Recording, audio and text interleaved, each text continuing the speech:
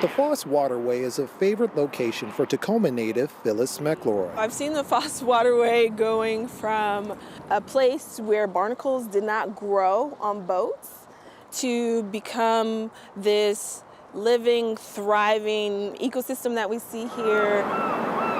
But amidst all that growth, she says there's a sore spot. The Pacific Producer, a fishing vessel anchored right across from the Fish Peddler restaurant. It's quite detrimental to the ecosystem here in the Foss Waterway. It's an eyesore for residents.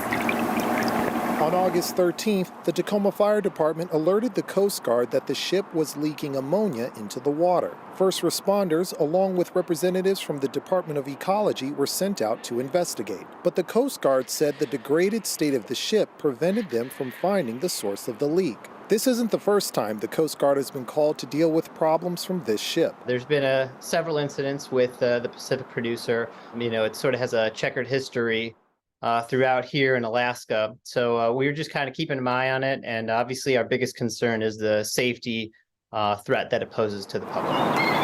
The Coast Guard says the ship has been sealed as authorities put together a plan to remove the ammonia and other dangerous fluids from the ship. It says there's currently no immediate danger to the public. But McElroy says as long as the Pacific Producer is docked in the Foss Waterway, it will continue to be a problem. Seems like a ticking time bomb, like we're waiting for something else to happen instead of just removing this vessel from our waters. It's incredibly frustrating to see that someone is able to just come to our waters, dock their boat, leave it, and never come back.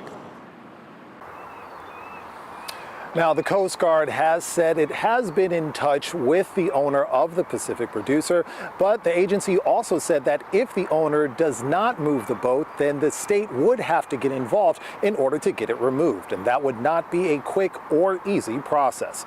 Live at the Foss Waterway in Tacoma, Lionel Donovan, King 5 News.